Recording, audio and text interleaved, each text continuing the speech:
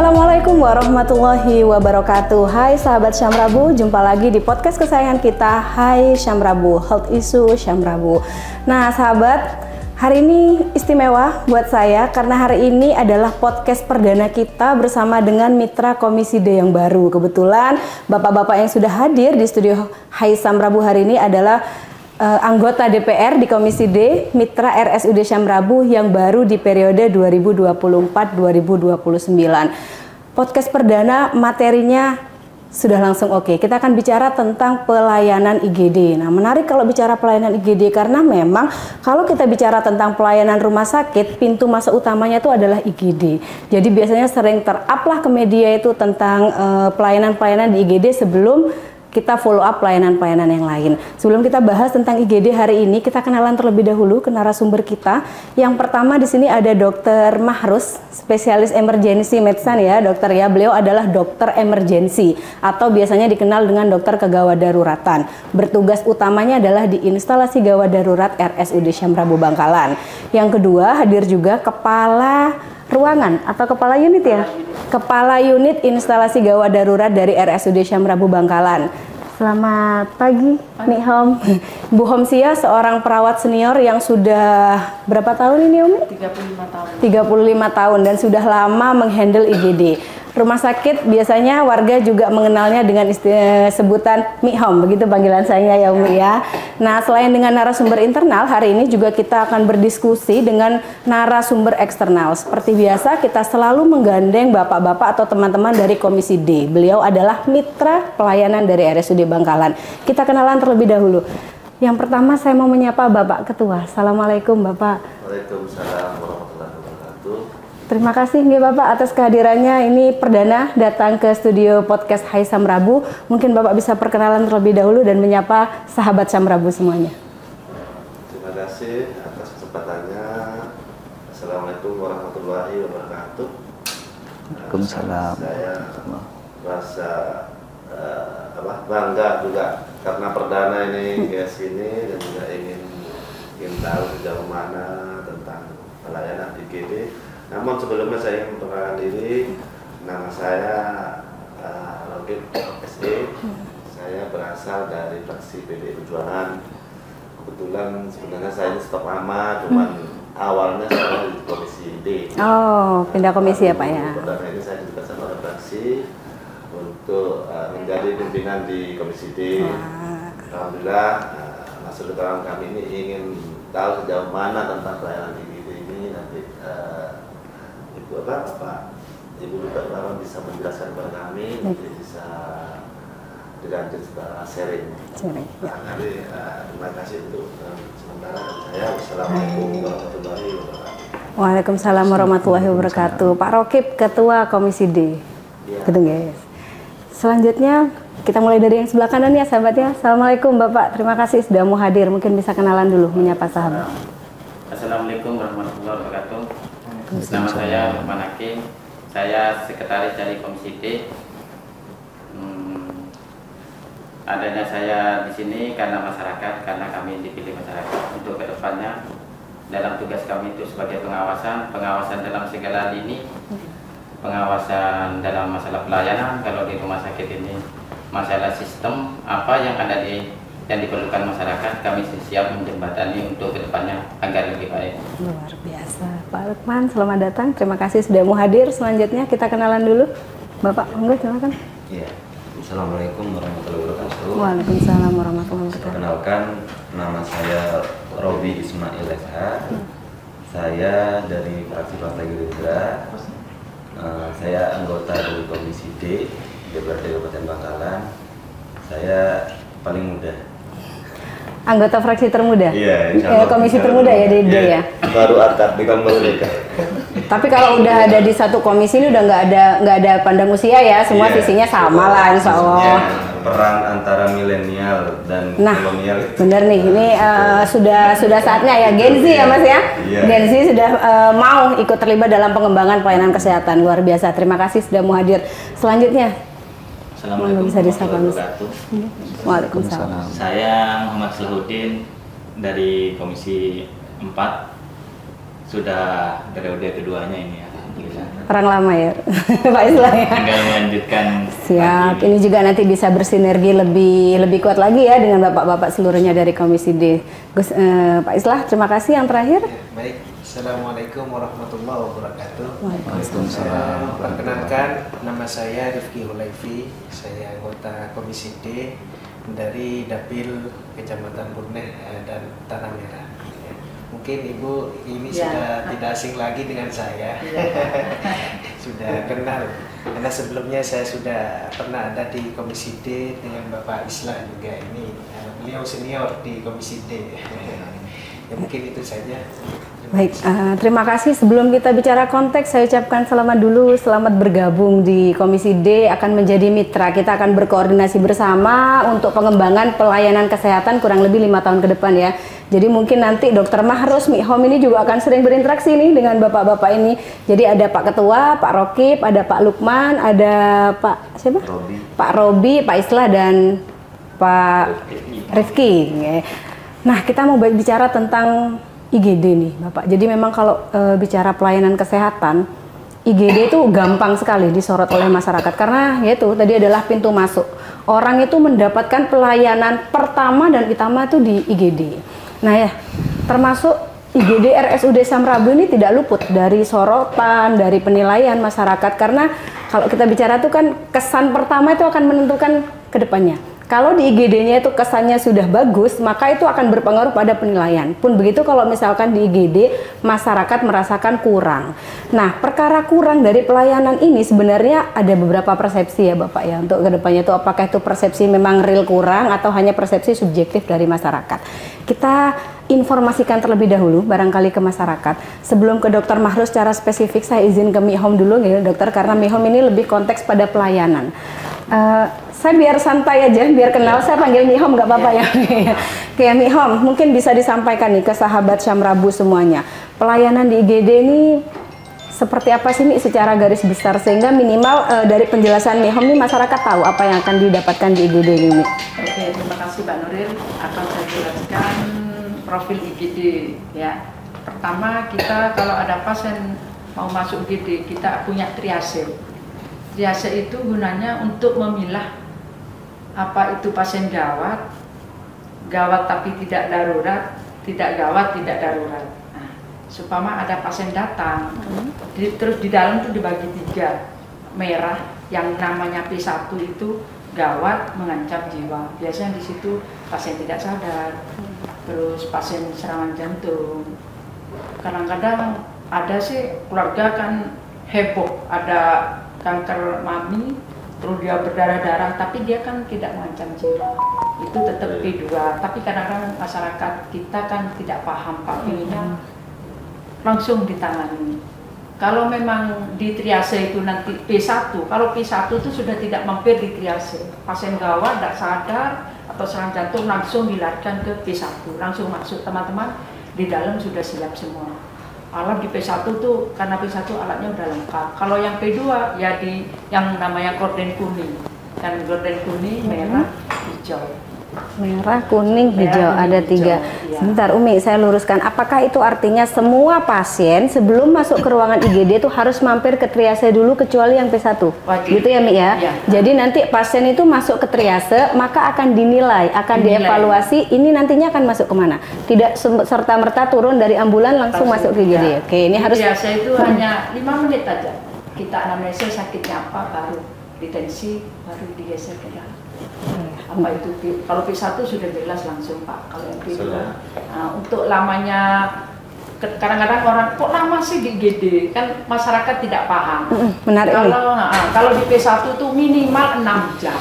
Minimal 6 jam. Itu pun maksimal ya. Iya, maksimal enggak, minimal 6 jam Pak. Kalau maksimalnya kadang-kadang sampai 24 jam di situ. Apalagi kalau ruangan yang di belakang tersedia biasanya kalau dari P1 kalau ke ruang jantung ICU atau HCU.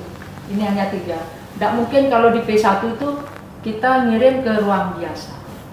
Karena memang observasinya ketat kan di situ, pakai monitor semua alatnya lengkap bisa. Kalau yang P2 2 jam. Kenapa 2 jam? Hasil laboratnya aja 1,5 jam. Itu yang kita yang tidak bisa langsung. Kadang-kadang orang ini kok lama gitu, tidak bisa. Itu nunggu hasil laboratorium selesai, nanti kita konsulkan ke spesialis mengarah kemana penyakitnya. Setelah dijawab baru kita urus kami.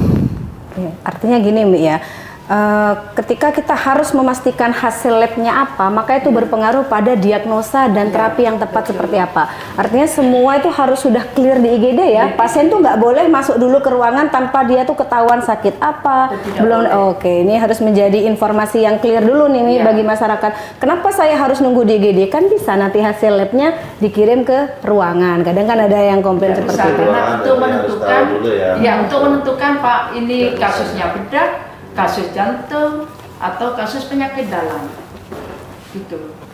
Oke, P1 makanya agak lama 2 jam, betul. lebih 2 jam. P1 minimal 6 jam. 6 jam. P1 minimal 2 jam. Karena begini sahabat, maaf, P2 minimal 2 jam. Karena kalau kita bicara konteks minimal, maka kita tidak bisa memastikan berapa lama pasien itu di IGD. Ya. Tergantung dengan jumlah petugas yang tersedia, pasien yang datang, lamanya petugas. Ini kita bicaranya minimal ya. Jadi saya harap ini tidak digeneralisir. Katanya 2 jam, ini saya sudah 3 jam, 4 jam gitu supaya menjadi informasi yang clear. Satu lagi untuk P3. Untuk P3 itu biasanya hanya pasien batuk, pilek, itu aja pusing. Ya, kadang-kadang kalau sudah P3 kebanyakan bisa pulang. Dari IGD langsung pulang? Bisa pulang, kayak kan kadang-kadang orang sudah tua-tua tidak bisa kencing Pak ya, tidak bisa kencing, dipasanglah kateter, orangnya saya pengen ngamat, nggak bisa. Karena untuk menentukan selanjutnya itu harus ke poliurologi. Bisa nanti kan ada pemeriksaan USG macam-macam. Kita biasanya dikasih pengantar ke puskesmas, suruh minta rujukan, ditulis rujukan, nanti besoknya apa, nanti besoknya biasanya orang ke poliurologi. Nanti di sana terpisah sama spesialis urologi, ya MRS ya lewat UGD lagi. Jadi harus kalau orang tidak bisa kencing pilihnya, kecuali kencing darah yang nggak berhenti itu kita MRS lah. Kalau selama pasang kencing tidak bisa.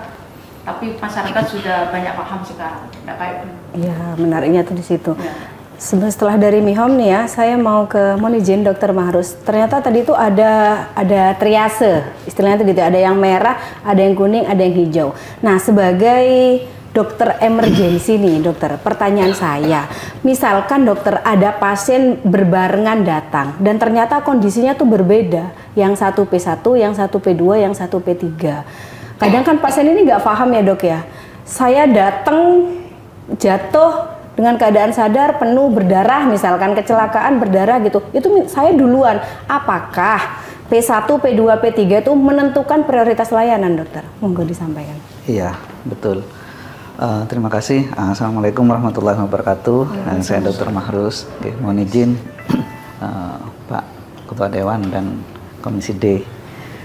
Mungkin saya menambahkan dulu tentang konsep IGD modern ya. IGD modern kita sebenarnya sudah menerapkan, cuma di masyarakat kita masih termindset dengan UGD lama gitu ya. Maksudnya sistemnya Pak. Gitu. Mengenai triase P1 atau dikenal juga dengan triase merah, kuning dan hijau atau P1, P2, P3. Ini sebenarnya triase klasik. Berarti kalau di luar negeri atau di negara maju bisa dipakai seperti itu karena biasanya terutama di area luar rumah sakit atau triase lapangan biasanya. Nah, kalau di triase rumah sakit biasanya ada modifikasi Pak di triasenya sendiri. Kalau kita menerapkan ini konsepnya adalah triase pertama, triase primer dan triase sekunder. Primer itu dengan cara kita melihat aja di drop zone, pasien datang, dilihat pasiennya, oh tidak nafas, tidak ada nadi, itu kita langsung masuk ke triase merah, langsung ke merah, langsung ke dalam, langsung di situ. Bahkan kalau bisa di situ sudah mulai lakukan CPR. Pijat jantung di situ sambil jalan gitu. Nah, itu yang dimaksud tadi disampaikan Bu Hom tadi langsung masuk. Nah, itu termasuk yang pertama ancaman nyawa seperti itu. Terus kemudian yang kedua bisa sesek sudah fatigue, nah itu boleh langsung ke dalam. Terus pasien kejang itu langsung masuk ke dalam karena itu butuh penanganan segera. Dengan respon time itu nanti 0 menit. Jadi harus ditangani segera itu 0 menit. Nah, kalau pasien rujukan misalkan dari puskesmas nggak sadar, dari triase primer drop sound lihat pasiennya masih nafas, masih ini, tanda-tanda vitalnya, tekanan darahnya masih stabil, operannya dari puskesmas itu masih bagus, itu bisa dievaluasi lagi di triase sekunder yang di luar gitu Pak. Gitu. Nah setelah itu baru nanti masuk ke P1 atau merah lagi ke tempat pasien kritis. Itu mungkin konsep dari triase. Kemudian terkait penanganan dokter? Penanganannya sama, cuma tetap 0 menit. Respon time itu 0 menit respon time-nya. Jadi di UGD itu kalau kita melihat literatur yang ada di luar negeri, itu ada istilah respon time, ada istilah waiting time dan boarding time, bukan hanya di pesawat ya, bukan hanya di bandara pakai boarding nih. Nah, jadi ada yang harus segera ditangani, ada yang masih bisa ditunggu, begitu dokternya. Dokter, pertanyaan saya, yang datang lebih dulu atau yang gawat dulu? Yang ditangani lebih awal adalah yang gawat dulu, yang mengancam nyawa. Itu adalah konsep semua internasional mengacu seperti itu. Karena ya dok ya, sering menjadi percikan-percikan komplain seperti itu dokter. Betul. Jadi misalnya ada pasien nih datang, kakinya berdarah-darah sini, luka lah, berdarah keluar terus di sini di kaki. Dengan sudah masuk dia pertama, habis itu datang pasien kejang. Nah, gimana? Mana pasien yang lebih harus ditangani lebih dulu? Yang kejang. Kan yang kejang dulu. Nah betul. Kejang itu kita masukkan dulu, kita tangani dulu. Karena apa? Kalau kejang, kalau nggak cepat dihentikan kejangnya, maka akan jantungnya bisa kekurangan oksigen, otaknya juga kekurangan oksigen, terjadi hipoksemia. Kalau hipoksemia, kalau sudah parunya apalagi kejang itu kan kayak tahan nafas gini. Kalau kejang lebih dari 5 menit, sama kayak kita nahan nafas kurang lebih 5 menit. Akhirnya nanti akan meninggal. Itu. Bisa ya seperti itu ya, dokter. Minimal kalau nggak meninggal, minimal nanti cacat. Mungkin ya, karena ada kerusakan di otak dan selain sebagainya, kekurangan oksigen. Dokter ditahan terlebih dahulu. Saya ke Pak Ketua dulu. Pak Ketua, jadi memang IGD ini pintu masuk dan orangnya ini macam-macam. Pasien ini kan kita nggak bisa pilih ya Pak ya, pasien kondisinya seperti apa gitu. Mungkin ada masukan atau barangkali yang perlu diklarifikasi. Tanggapan deh Pak Ketua, kira-kira untuk pelayanan UGD ini harus seperti apa gitu. Kita ini sudah ada protapnya, sudah ada SOP-nya, pemenuhan petugas kita ini sudah semaksimal mungkin, tapi memang kita bersinggungan langsung sebagai pintu utama. Terima kasih. Saya menanggapi, alhamdulillah tadi sudah dijelaskan oleh Dr. Mahrus. Saya sangat sepakat sekali terkait penanganan P1, P2, P3 tadi itu memang ya yang lebih mengancam nyawa itu yang didahulukan. Namun ya namanya pasien ya, ya ingin duluan kan. Nah, di situ ya harus harus tetap senyum lah namanya kita melayani. Setuju. Yang kedua ya terkait situasi penilaian masyarakat memang sebagai pelayanan kan rumah sakit jika akan pernah puas. Tentunya kita harus step by step kita harus memperbaiki diri apa yang memang jadi mengedukasi masyarakat itu. Karena saya sendiri sudah ngalami kalau sudah panik itu marah-marahnya luar biasa. Beda ya. Dokter itu tak marah semua karena menyangkut nyawa. Iya, betul. Dan kita juga sebagai wakil rakyat juga ya bisa membantu untuk sosialisasi ke masyarakat juga karena ini kan harus bersinergi. Benar. Kita yang ngawasi, Bapak Ibu dokter ini yang juga yang melayani kan gitu. Jadi ya ada pertanyaan satu dari saya terkait pasien itu kan biasanya kesini itu pakai rujukan. Apakah dengan kondisi yang agak darurat itu nggak pakai rujukan apa langsung diterima? Gimana?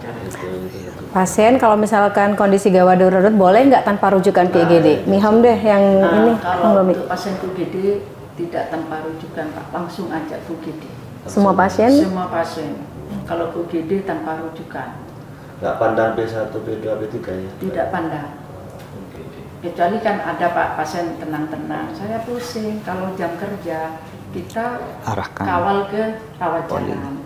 Yang pertama, keluarga pasien tidak punya rujukan. Itu masalahnya, dia pingin tidak bayar, tapi pingin gampang. Tuh, kadang-kadang saya kan semua puskesmas saya kan punya nomor teleponnya. Saya pasti tak telepon, tolong kasih rujukan ini ke poli, tak suruh tunggu di GD, akhirnya dikasih kan online Pak sekarang ya, baru saya antar ke sana. Bisa ya Mbak ya? Bisa di-handle dari sini ya? Banyak teman saya kepala puskesmas, banyak teman saya. Jadi saya tinggal telepon aja. Ya, ini loh kasih rujukan kasihan, masa mau balik ke Kuanyar, masa mau balik ke Sukolilo, akhirnya dikasih diagnosa ini saya antar. Saya kawal ke poli. Ke poli. Gitu. Kasihan. Ke poli pasien kadang sudah tua, tidak tahu. Ya, sudah karena naksi, memang tidak tahu ke barat, ke timur, pasti saya gitu. Soalnya banyak teman saya kan, banyak teman ya saya, jadi tinggal telepon aja. Artinya berbeda ya Mia. Kalau yang perlu rujukan itu yang ke mana? Yang ke poli. Oke, jadi memang tidak butuh. Nah, ini kalau misalkan pasien itu mau rawat jalan, mau periksa ke poli, maka wajib hukumnya untuk mendapatkan rujukan bagi yang ingin menggunakan asuransi kesehatan ya, Umi ya. Karena di sini kami rujukannya berjenjang. Kalau ke poli tanpa rujukan, semua pasien mohon maaf kalau ke IGD maka itu tanpa rujukan. Semuanya bisa datang. Nah, ini menjadi informasi gitu Pak Ketua. Mungkin saya nambahkan Pak Ketua, mohon izin. Kalau rujukan itu juga bisa diberikan oleh vaskes pertama yang notabene itu pasien gawat darurat ya, atau pasien gawat itu ada surat rujukannya, karena kita harus tahu nanti obat-obatan apa yang sudah dimasukkan, jangan sampai double kan gitu. Kalau double nanti overdose kayak gitu. Intinya gitu. Jadi rujukan itu bisa diberikan kepada untuk rawat jalan ya, untuk pasien-pasien yang rawat jalan maupun lewat di UGD dari vaskes ke layanan ke rumah sakit gitu, sebagai serah terimanya gitu. Mungkin itu tambahan dari saya. Kalau kiriman dari puskesmas Pak, beliaunya sudah kirim, kita punya grup, mau kirim pasien ini, pasien bla bla bla ini silakan dikirim itu. Jadi memang rujukan berjenjang ini bisa yang arahnya dia tuh diarahkan ke rawat jalan, ke poli, ada yang untuk mendapatkan perawatan lebih lanjut bisa dirujuk ke IGD, begitu Dokter Maros ya. Jadi memang ada pasien IGD itu yang datang tanpa rujukan, ada juga yang datang dengan rujukan bagi yang membutuhkan perawatan lebih lanjut, gitu Pak Ketua. Saya lanjut ke Pak Lukman dulu ya. Sebentar, belum terkait ini lagi, saya belum itu paham terkait pemberlakuan apa ya, BPJS ya, KIS, terus UHC ya. Ini UHC juga apa lagi itu. Nah itu kan rumor maaf, kan sekarang alhamdulillah masyarakat mulai paham lah. Kalau dulu jangan pakai BPJS, nanti obatnya dikasih yang jelek-jelek. Nah ini juga menjadi harus disampaikan nih, harus clear juga Pak. Memang kadang-kadang capek itu kan persepsinya orang. Kita tuh kadang-kadang karena orang sudah tua, suami istri, tetap saya daftarkan. Kalau dia tidak punya kartu kan bisa dicek dengan ini. Atau gini dulu deh, Dokter Mahrus mungkin komitmen saya pastikan ya ke dokter emergensi medisnya. Dokter Mahrus, emang beda tuh sama pelayanan antara BPJS, UHC dan umum? Jadi kalau melihat kembali ke prinsipnya UGD tadi, ya apa yang prioritas utamakan? Yang mengancam nyawa. Mengancam nyawa. Betul. Apakah mengancam nyawa itu milih miskin dan atau? Nah, itu yang harus menjadi clear ke masyarakat bahwa memang orang yang datang ke sini itu sudah tidak lihat lagi dia datang dengan asuransi apa, Pak. Jadi perlu disampaikan secara clear bahwa asuransi itu tidak membedakan pelayanan. Nah, ini juga mohon bantuan kepada Bapak Komisi D sebagai mitra harus menjadi kepanjangan tangan juga nih dari pelayanan rumah sakit. Mungkin nantinya setelah informasi ini clear kan bisa tuh membantu untuk menyampaikan informasi ke sahabat Hai Syamrabu dimanapun berada. paradigmanya itu yang beredar seperti yang disampaikan. Benar. Nah ini juga peran-peran Gen Z, nanti mungkin Mas Robi bisa membantu speak up juga nih, sebagai biasa kan kalau Gen Z mainnya lebih ke IT gitu ya. Saya ke Pak Lukman terlebih dahulu. Pak Lukman, mohon izin, sebelumnya di Komisi B ini di bagian apa gitu Pak? Ini komisi sebelumnya? Sebelumnya saya bukan. Oh sebelumnya bukan, tadi Pak ini ya. Tapi Pak Lukman ini familiar. Jadi memang sebelumnya jadi kepanjangan suara masyarakat gitu ya. Memang mukanya pasaran. Oh. Dan sebelumnya aktivis, sudah biasa menyuarakan, menjadi kepanjangan tangan suara masyarakat. Nah sekarang sudah ada menjadi mitra. Alhamdulillah. Tugasnya nambah Pak. Kalau dulu, jadi sekarang kita harus saling bersinergi. Kalau memang ada komplain dari masyarakat, mungkin bisa ditindaklanjuti, bisa di follow up, lain sebagainya. Pak Lukman, sekarang ini Komisi D ada kaitannya dengan pelayanan kesehatan. Salah satunya tentang pelayanan di rumah sakit. Mungkin Pak Lukman punya pengalaman sebelumnya yang bisa di-sharing, yang bisa di-clearkan di sini. Silakan. Ya, alhamdulillah. Dari diskusi tadi itu sangat menarik ya. Karena saya baru masuk di Komisi D. Baru tahu sekarang ada podcast ya. Ini untuk menampik masyarakat tentang pelayanan di pemikiran masyarakat tentang Prabu ini yang tidak maksimal ya. Makanya karena saya baru, kemarin saya itu antagonisnya Dr. Fahad. Saya selalu bertengkar dengan Dr. Fahad untuk mengurus masyarakat ya. Tapi setelah kita telah memang kondisi rumah sakit ini seperti sekarang ini. Saya tadi memvideo di bawah, memang sangat banyak pasien dan tidak mungkin bisa semaksimal mungkin. Ya mungkin di sini keterbatasan perawat ya. Tapi saya membuktikan tadi kalau orang Bangkalan semuanya pasti kenal Badawi Sumur Bor itu merupakan sosok sesepuh Sandur ya. Dia sekarang sedang sakit dan saya datang tadi ke rumahnya. Saya nelpon ke rumah sakit ke Dr. Fahad. Alhamdulillah ambulan MDB itu langsung datang dan pelayanannya maksimal. Saya sudah videokan semua. Jadi polemik tentang masalah pelayanan ya mungkin karena kalau orang sakit itu butuh son sebagai ketika telah pelayanan mereka menyangka pelayanan tidak maksimal. Tidak banyak. Persepsi ya Pak ya. Persepsinya masyarakat Betul. seperti itu. Tapi kan mereka tidak tahu kondisi di lapangan seperti apa. Nah kami sebagai Komisi D sekarang kalau katanya Soekarno itu sebagai penyambung lidah ya, kami ada di sini untuk memfasilitasi apa keluhan masyarakat bisa digunakan ini Komisi D sebagai penetralisir ya untuk membantu konsumen kita walaupun kita berada di berbagai macam dapil di daerah tapi kita maksimalkan intinya pelayanan masyarakat itu adalah utama ya. Saya yakin walaupun Dokter Mahrus.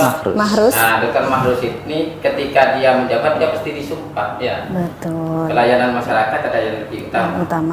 Nah, ketika tadi saya bicara dengan Pak Kom itu, kalau kita dilihat di aturan, ya UGD itu maksimalnya 3 jam. Kalau ada UGD, di UGD itu kalau aturannya dari Permennya.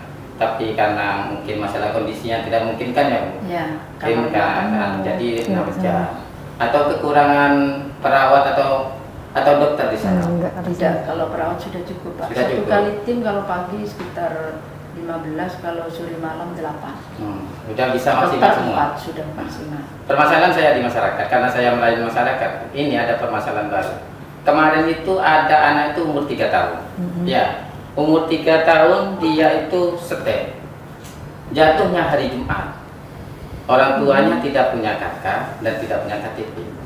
Dibawa ke sini ditolak karena harus terus kakak dan KTP. Padahal di sini ini kan ada yang namanya foto langsung KTP itu ya, kan sudah disediakan. Iya, dispenduk. Sedangkan BPJS ini, Pak Dokter, ini kan maksimal 2 kali 24 jam. Ketika kita ngurus hari Sabtu, hari Minggu itu kan hari libur. Nah ini jalan keluarnya gimana? Apa keselamatan nyawa pasien itu diutamakan atau sistem yang dipertahankan? Nah, saya minta tolong penjelasannya seperti itu. Enggak, siapa dulu? Niham dulu atau Niham dulu? Kalau masalah kayak gini sudah banyak pasien kayak gitu Pak. Kita tidak mementingkan itu punya KTP, punya apa, penting itu datang kita rawat dulu. Setelah selesai aman baru nanti ya biasanya KTP di sini kita laporan ke Bu Tanti yang menentukan. Kalau tidak ada KTP, tidak ada. Biasa dibuatkan Pak. Saya Dibuatkan? Iya. Kemarin saya punya ada orang gila Pak ya, ditabrak mobil. Ya. Tabrak mobil dia orang Tasik. Terus dia tuh sampai tindakan operasi di UK. Bisa itu udah keluar besoknya. Berarti bisa menggunakan UAC, kan UAC itu aturannya ketika dia mau tercover oleh BPJS kan 2 kali 24 jam. Ya. Ketika ngurusnya hari Jumat sama hari Sabtu, hari Minggu itu hari libur, apa bisa itu pengecualian? Bisa diulang sampai 3 hari. Bisa. Oh, tidak masalah. Tidak masalah. Penting kita rawat dulu si pasien. Kayak yang gila ternyata sudah sembuh lari.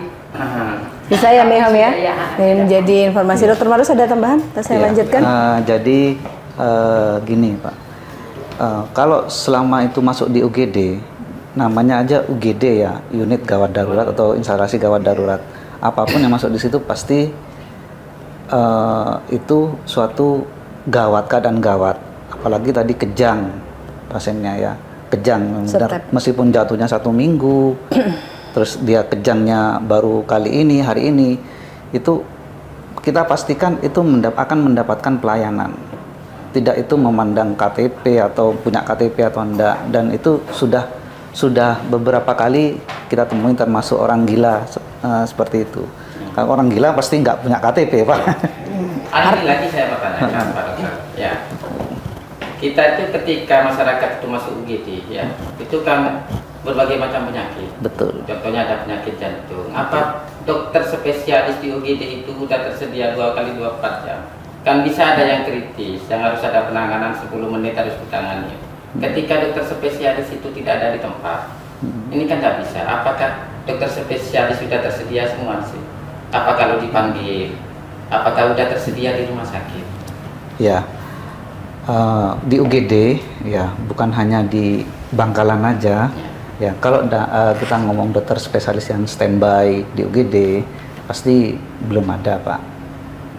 Yang standby itu adalah saya sebagai spesialis emergensi, gitu. Jadi mencakup semua keilmuan, bidang keilmuan di situ. Seperti misalnya serangan jantung. Nah, nanti sudah ditangani, misalnya mengancam nyawa, bahkan mungkin henti jantung atau mohon maaf meninggal. Nah, kita lakukan pijat jantung, terus kita lakukan pasang selang nafas, ya. Terus kelanjutannya itu nanti kita konsulkan ke bedah jantung.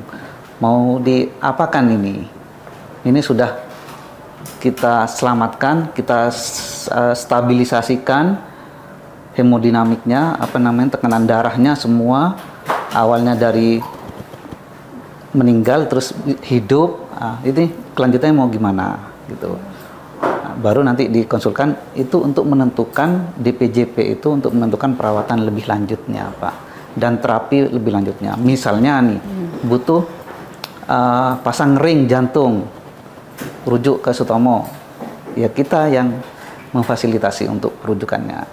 Jadi di situ di IGD ini Dokter Marus sebagai dokter spesialis emergensi ini pertama, apapun keadaan kegawat daruratannya dihandle-nya oleh dokter spesialis emergensi sampai pasien itu menjadi stabil, istilahnya seperti itu, baru nanti akan dilakukan konsultasi yang dengan sejawat dokter penanggung jawab lainnya. Spesialis yang lain nanti akan ini diarahkan kemana? Butuh spesialis jantung, butuh spesialis penyakit dalam, konsultasi ginjal dan lain sebagainya. Atau maaf saya tambahkan, misalnya butuh pasien kecelakaan, butuh operasi segera, ya itu bisa langsung datang ke ortopedi. Jadi karena memang untuk cakupan keilmuannya dokter dokter spesialisnya ya. Dikerjakan mau mengerjakan gitu.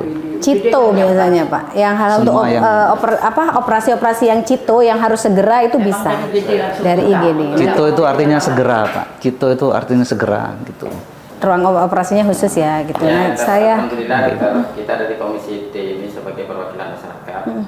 Moga-moga masyarakat ini semuanya mendengar bahwa pemikiran dari sebagian orang tentang pelayanan itu sudah terbantahkan semua.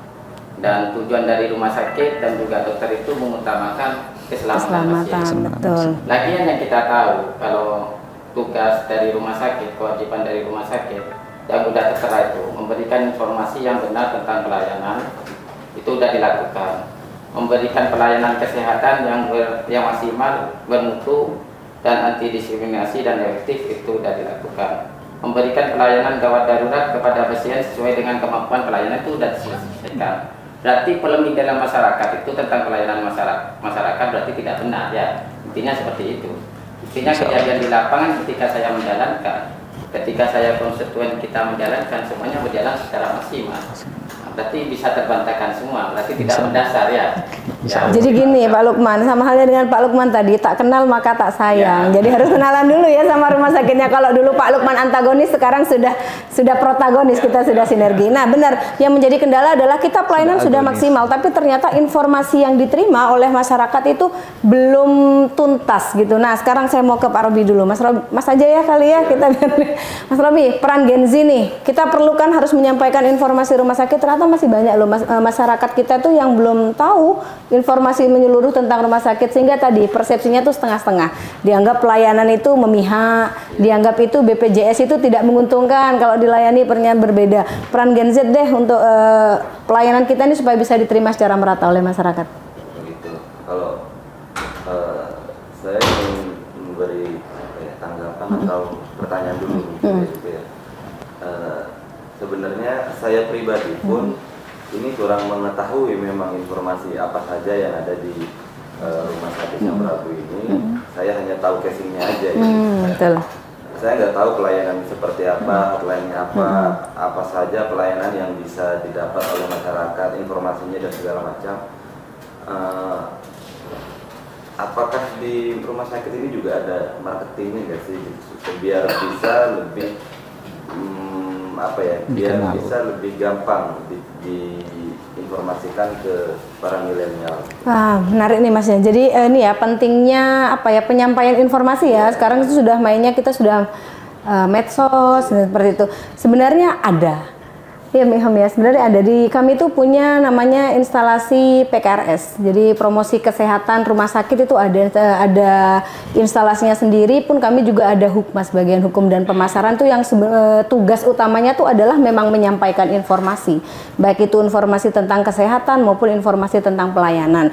Cuman memang benar Mas, kalau misalkan kita nggak usah jauh-jauh deh. Ini yang Bapak-Bapak Komisi D tadi informasinya masih belum diterima. Nah, barangkali itu menjadi masukan ya Mas Robi untuk kita supaya lebih meningkatkan. Begitu Miham ya. Jadi mungkin nanti bisa nih Miham kalau dari masukannya Mas Robi tadi ke depan IGD bisa bersinergi dengan instalasi yang bertugas tadi untuk ngonten ya. Kalau sekarang ini kan istilahnya ngonten, tapi ngontennya tuh dalam artian informan begitu ya Mas ya. Betul. Ada Mas sebenarnya saya bantu jawab, ada sih kalau misalkan instalasi khusus tuh ada.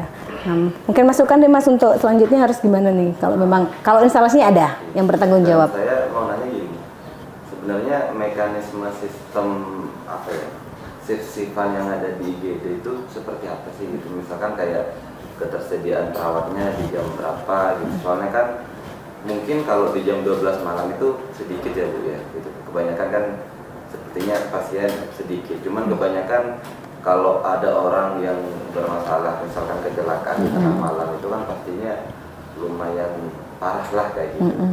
Karena baru banget semalam semalam ini kan ada acara Pokda itu, rame banget. Saya juga mitra Komisi D kan juga di Spora, kami sebagian juga diundang untuk hadir.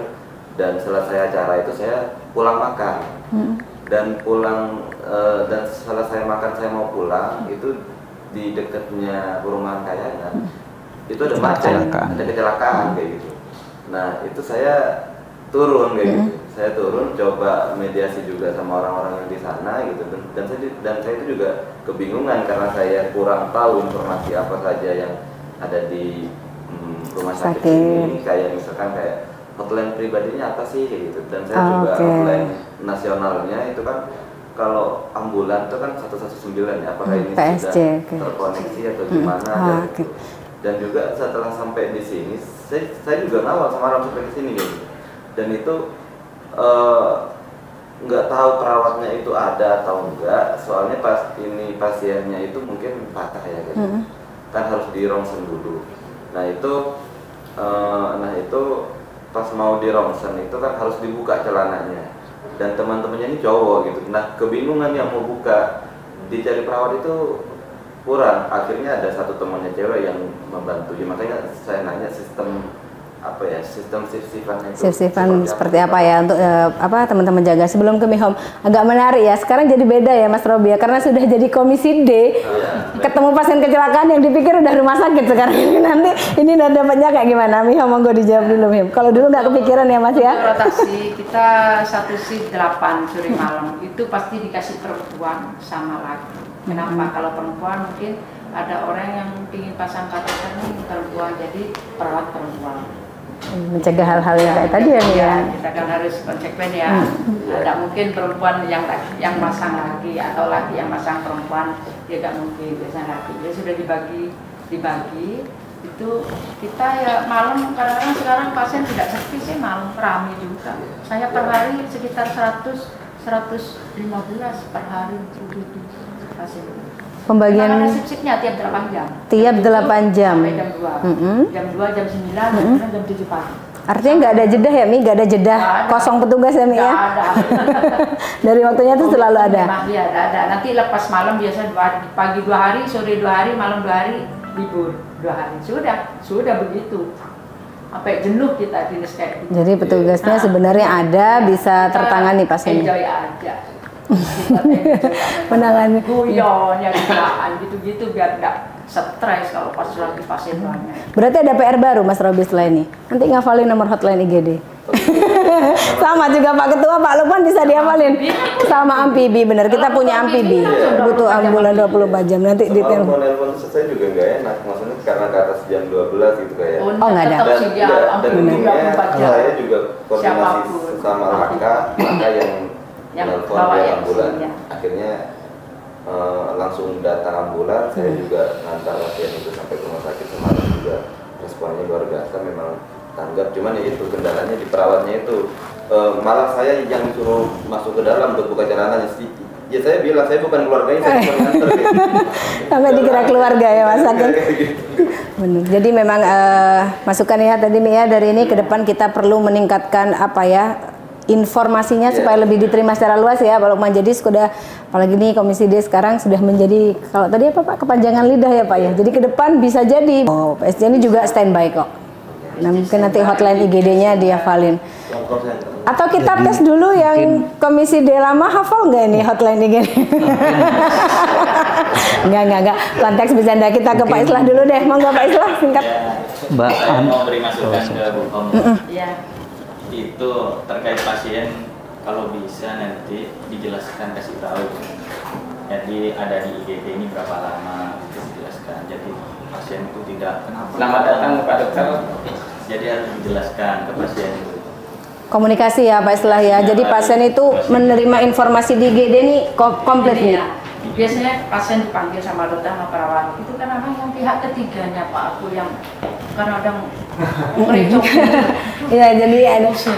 Tapi dipanggil semua, kasih tahu nanti ada lagi marah-marah datanya. Ini maksudnya apa? Padahal keluarga sudah paham karena kan orang biasa kan tidak tahu pasien ya. Jadi ulang-ulang. Betul. Jadi memang tantangan tersendiri Pak Islah kalau di IGD ini karena dengan menghadapi kondisi pasien yang sama kita nggak boleh bosen ya Mi untuk menjelaskan gitu.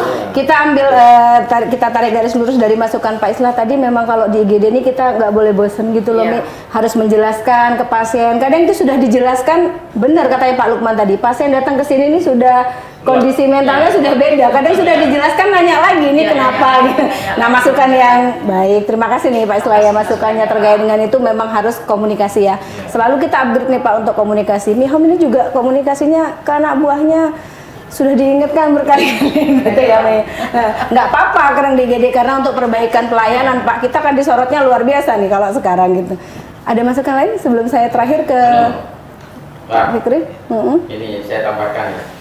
Selain kita maksimalkan masalah pelayanan ya sesuai dengan SOP, saya harap ke depannya ini dari Rumah Sakit Dr. Bahat itu ada terobosan, yaitu penyuluhan. Kita gunakan instalasi pemerintah seperti kelurahan, walaupun 1 tahun sekali.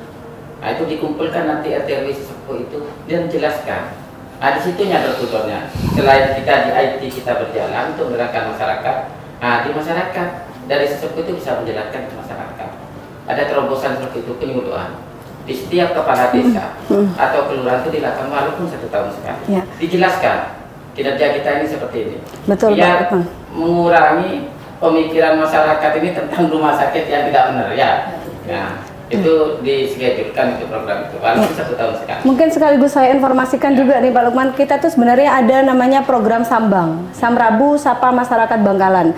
Jadi ini Dokter Mahrus sudah pernah terjun ke Kokop, kita pernah terjun ke Kamal. Barangkali nanti kita ajak Pak Lukman, Pak Dokter Mahrus untuk koordinasi dengan teman-teman. Betul, kita nanti bawa materi tentang apa. Setiap kali kita datang ke masyarakat menyampaikan, waktu itu penanganan digigit ular ya Dokter Mahrus. Selalu kita sisipkan terkait dengan pelayanan. Nah, kini kita masih terus berupaya untuk ya benar memang tidak semuanya orang itu terjangkau oleh IT, begitu ya bahasanya. Nah, untuk mengantisipasi yang tidak terjangkau IT sudah ada namanya Sambang, Samrabu Sapa Masyarakat. Kita gandeng di sana itu puskesmas yang ada di lapangan. Betul. Karena mereka yang mengenal masyarakat setempat. Next time ikut jalan-jalan ke desa ya Pak Lukman ya, kita sama-sama mempromosikan rumah sakit. Kalau nggak mitra siapa yang mau mempromosikan rumah sakit kita? Harus mitra Komisi D-nya yang bersinergi. Pak Lukman sekarang sudah ada di jalan yang benar ya Pak ya. sudah tahu. Kata Pak Lukman tadi, sahabat tak kenal maka tak sayang. Karena sekarang sudah tahu ternyata keruwetan di IGD dan di Dorlop Rawat Jalan, oh ternyata gini. Akhirnya sekarang sudah bisa menyampaikan ke masyarakat. Kalau dari dulu sebenarnya jalannya udah benar, tapi jalannya beda. Mungkin agak tersesat Pak. Nggak apa-apa, kita ngobrol santai ya Pak Lukman. Kurangnya itu kalau yang kemarin antagonis sekarang protagonis. Sekarang sudah karena sudah kenal Mas Robi. Tadi sudah saya sampaikan, tak kenal maka tak sayang. Sudah tahu seluk-beluknya ruwetnya Mihom, ruwetnya Dokter Mahrus. Apalagi lihat pasien Dorlop sudah kaget Pak. Tenang Pak Lukman, kita nanti terus bersinergi sama-sama. Terakhir mungkin Gus Fikri penutup. Assalamualaikum warahmatullahi wabarakatuh. Waalaikumsalam warahmatullahi wabarakatuh. Jadi begini Bu, jadi menurut pandangan saya terkait untuk menilai rumah sakit yang baik ini adalah dari pelayanan IGD. Jadi IGD ini kenapa? Karena IGD ini adalah pintu utama orang masuk dari kondisi mungkin kecelakaan dan kritis atau gawat darurat dan lain sebagainya. Nah, oleh karenanya pelayanan yang ada di IGD ini bisa maksimal.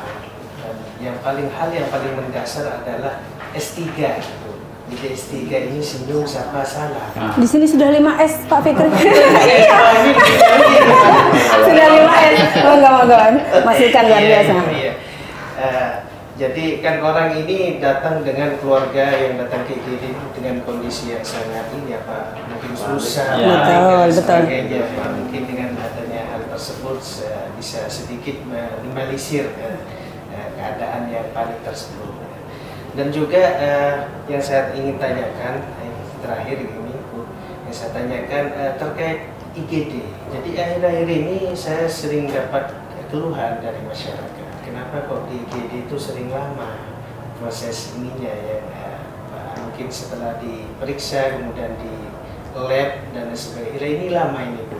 Ya mohon penjelasannya dari Ibu Karu. Baik, singkat nih Ham.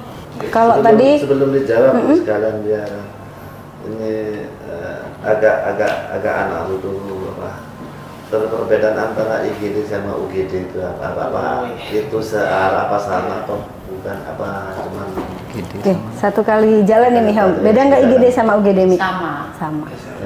Kalau dulu UGD, sekarang cuman beda ganti nama. Kalau dulu unit gawat darurat, sekarang instalasi gawat darurat. Nah Miham, ini katanya banyak yang komplain IGD lama. Emang lama Mi? Ya menurut saya enggak juga. Lamanya kadang-kadang Kenapa kira-kira? kalau nunggu sudah Dorlop. Itu Pak, saya tuh malam 24 jam habis saya. Kadang-kadang saya tuh padahal enggak, pas perlu O2 itu kita tidak bisa. Ya di KIE tetap di UGD karena O2 sudah habis dipakai orang yang Dorlop. Karena pasien sekarang sudah Dorlop Pak. Selama masih ada meskipun penyakit dalam, kadang-kadang kita masukkan ke ruang kardio jantung. Kita saraf pasien saraf biasanya di Sakura itu tetap kita masukkan ke penyakit dalam yang lain Pak. Pokoknya masih ada tempat tidur itu kita tetap masukkan. Ya tadi malam 1:30 karu-karu bro gak ada kamar ini. Aku ya bangun juga 1:30. Jadi kendalanya kamar ini. Iya betul. Kalau kamarnya lancar kosong ya kita lancar-lancar aja Pak. Kadang-kadang kelas 2 tidak ada full semua, saya titipkan pavilion yang fit. Memang kita kalau selama kita masih bisa masuk ke ruangan, kita masukkan, tidak didorong. Nanti besok dikasih tahu, Ibu, sementara saya taruh sini pavilion, besok kalau ada kamar yang kosong saya pindah, biasanya begitu Pak. Jadi memang ini biasanya kondisi yang di luar ya Pak ya, ada Pak Fikri di luar kendala seperti itu. Tapi memang terus diupayakan nih Pak, jadi sebisa mungkin kan pasien ini nggak mungkin disuruh pulang Pak di IGD. Jadi jalan keluarnya nih apa biar pasien ini tetap dilayani. Kadang-kadang ruang bedah pun dititipin ruang penyakit dalam. Kita paksa DPJP, dok maaf penuh semua, saya taruh di ruangan ini. Oh ya nggak apa-apa gitu. Pokoknya kita izin ke DPJP. Mungkin saya menambahkan sedikit. Terakhir penutup Dr. Mahrus. Untuk stay di UGD itu lama di UGD memang ada beberapa rumah sakit, bahkan pengalaman saya di rumah sakit, salah satu rumah sakit di Jawa Timur ada yang sampai merawat tuh sampai 7 hari di UGD karena saking penuhnya Pak.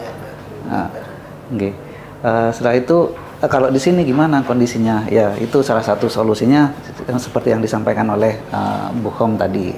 Yang kedua, kadang-kadang saya mengedukasi ke pasien, keluarga pasien itu saya edukasi gini, Pak nanti lebih baik di sini aja dulu. Di sini loh dokternya sampean lengkap, ada dokternya, ada perawatnya, sampean lebih nyaman di sini, ada apa-apa. Itu malah justru nggak mau pindah ke sana ke ruangan, lebih enak gitu katanya. Jadi memang ada kondisi-kondisi tertentu ya Pak Fikri yang betul. Kalau yang minum Pak makan tetap saya datang, tetap dapat injeksi yang setidaknya tiap 8 jam tetap kita masuk. Jadi kalau memang kondisi sudah tidak mungkin di belakang. Kondisi pasien stagnan di IGD ini juga sama halnya kayak dapat kamar nih ya. Jadi kayak ngamar di IGD Pak. Semuanya itu sama tuh nanti di belakangnya. Betul. Hanya kondisi kamarnya yang masih dititipkan. Jadi kan kalau sudah tahu gini, saya enak menyampaikan. Nah, balik lagi. Makanya harus sinergi Pak ya. Kadang kan perlunya podcast ini Pak. Jenengan bantu kami gitu. Iya. Salah satu yang memang harus dibantu. Karena gini, jenengan tahu kondisi Pemda Bangkalan ini kan keuangannya tidak mungkin bikin gedung. Ini kan mengadakan BLUD. Jadi ini kan alhamdulillah kita, kalau jenengan mau lihat cross-check monggo di mengambil apa. Ini salah satu cara kita untuk mengurangi padu. Nah ini sudah bikin ya Pak ya. Nanti 2025, 2026 itu ada saran BPJS. Maksimal isinya satu ruangan itu 4. Ini yang satu ruangan isi 6 aja udah tidak muat. Kita disuruh maksimal isi 4. Gitu ya. Apalagi nanti. Nah ini makanya kita ini sampai saya jadi mohon supportnya. Jadi nanti kita akan paparan ke Bapak-Bapak Dewan ini masalah master plan kita di 2025. Kita mau bangun lagi Pak.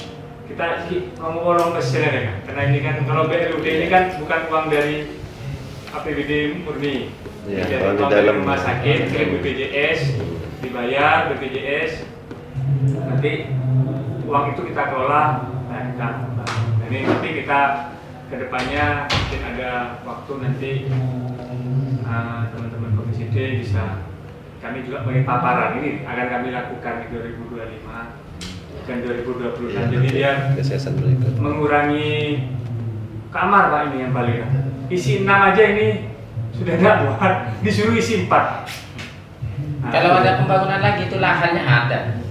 Ya kita sesuai lagi nanti kita ini lagi kita betul kita laporkan. Nanti ada, nanti kita modifikasi. Nanti ada semi di bawah tanah ya. Gedung yang sebelahnya digambar Pak. Nanti kita paparan ke Komisi D biar teman-teman Dewan juga tahu. Ini murni dana BLUD. Kalau di tempat lain Pak, dapat dari AK berapa puluh miliar, dapat dari APBD-nya itu berapa puluh miliar. Di sini kita hidup sendiri. Kita harus menyelesaikan. Saya tidak menyalahkan masyarakat itu komplain di UGD lama itu harus kita pecahkan. Ya. Tidak bisa mengelak. Makanya solusinya ya menambah ruangan. Di obat lama solusinya apa? Itu sudah harus kita nggak boleh mengelak, harus kita selesaikan apa planningnya. Nah, tapi bisa kasih waktu untuk menyelesaikan ini gitu. Jadi teman-teman Dewan ini kita bareng-bareng Pak menyelesaikan ini, karena nggak mungkin kalau kita tidak dibantu ke masyarakat untuk menjelaskan. Jadi kan makanya program YouTube ini bukan hanya sekedar, saya harap keluar dari sini panjenengan bantu kita untuk memberikan edukasi. Nanti mau dikonsep ke lapangan, bulan depan kita ke lapangan, apa Pak? Usul dari Pak Lukman tadi di desa, nanti sama puskesmas barengan, puskesmas ada acara apa, nanti kita turun bareng. Gitu. Melibatkan kelurahan itu. Melibatkan kelurahan, ya. Betul. Gitu ya Pak ya, mohon izin Pak Dewan, monggo. Mungkin ada terakhir dari Pak Ketua. Sudah disampaikan, kalau ada masalah ini kita cari solusinya, mencari solusinya. Closing statement Pak Ketua. Ya, alhamdulillah, terima kasih atas semuanya. Dengan adanya pertemuan ini kita semakin banyak gambaran ke depan. Intinya kan rumah sakit memang fokus di pelayanan. Tidak akan pernah ada pasien-pasien contohnya nggak mungkin tidak ada yang memarahi selalu. Namun kita harus jangan pantang menyerah lah. Mari kita bersinergi bersama. Gimana kalau kita intinya Bapak Ibu dokter ini ya niatnya terbaik semua. Cuman ya kata Pak Direktur tadi, kadang fasilitas belum juga memenuhi kan gitu. Cuman dengan jalannya waktu, mari kita usaha bersama, bersinergi. Kita juga wakil-wakil ini gimana caranya Rumah Sakit Bangkalan ini ingin jadi idola masyarakat Bangkalan khususnya. Karena rumor ini, mohon maaf ini rumornya itu seorang awam itu kan rumah sakit pemerintah itu lebih bagus pelayanan daripada lebih bagus swasta kan gitu. Nah, mudah-mudahan dengan jalannya waktu ini saya yakin lah ya, dengan kita bersama bersama nanti inilah jadi idola bersama, impian bersama, karena pemerintah ini kan memang melayani masyarakat, khususnya di Bangkalan, masyarakat Bangkalan, Pak Dokter gitu. Jadi alhamdulillah dengan adanya podcast pertama ini saya semakin agak paham. Insya Allah gak akan pernah marah lagi karena sudah tahu keluh kesahnya Bapak Ibu dokter sekalian ini. Jadi tugas-tugasnya malah ini bantu untuk mensosialisasikan ke masyarakat bahwa rumah sakit lo kayak gini kan gitu. Selamat datang ke organisasi. Jadi harapannya jadi pilihan utama ya. Ya harapannya ya untuk ke depan jadi ya tingkatkan pelayanan, jangan pantang menyerah lah. Mari kita utamanya kita harus bersinergi terus, selalu berkomunikasi intens.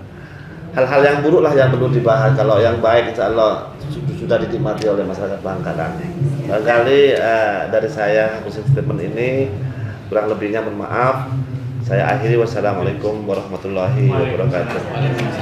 Nah sahabat, menarik nih ya sahabat ya, terkait dengan tema perbincangan kita pada hari ini di podcast hari ini terkait dengan pelayanan IGD. Jadi memang harus clear nih disampaikan kepada masyarakat bahwa untuk seluruh pasien yang mau ke IGD itu harus melalui namanya triase. Ada pasien-pasien tertentu yang tidak melewati triase. Konsepnya di IGD bukan siapa yang datang lebih dulu, tapi siapa yang mengancam nyawa terlebih dahulu. Sepakat ya Dokter Mahrus? Jadi memang terima kasih juga tadi untuk pelayanan. Ada beberapa hal yang bisa memicu terjadinya keterlambatan pasien itu untuk beralih ke ruangan. Tidak hanya di masalah yang menjadi kunci utama adalah bahwa pasien itu harus stabil terlebih dahulu. Jadi kita harus memastikan bahwa kondisi pasien itu stabil untuk dipindah ke ruang rawat inap. Begitu ya teman-teman ya, sahabat Hai Samrabu semuanya. Untuk keterlambatan kita sudah berkomitmen dengan teman-teman dari bapak-bapak dari Komisi D. Kita akan bersinergi bersama, kita tingkatkan pelayanan bersama. Kekurangan akan terus kita evaluasi, akan terus kita perbaiki. Nah, untuk sahabat Hai Samrabu di rumah, jangan bosan memberikan masukan, memberikan komentar, kritikan, dan kira-kira materi apa nih yang mau kita bahas di pertemuan podcast Hai Samrabu berikutnya. Saya Nuril Mufariha, mohon maaf apabila ada kesalahan. Saya juga ucapkan terima kasih kepada narasumber kita pada sesi hari ini, luar biasa bapak-bapak dari Komisi D, Dr. Mahrus sebagai dokter spesialis emergensi, dan Bu Homsia selaku kepala ruangan IGD. Kami pamit undur diri, mohon maaf atas segala kekurangan.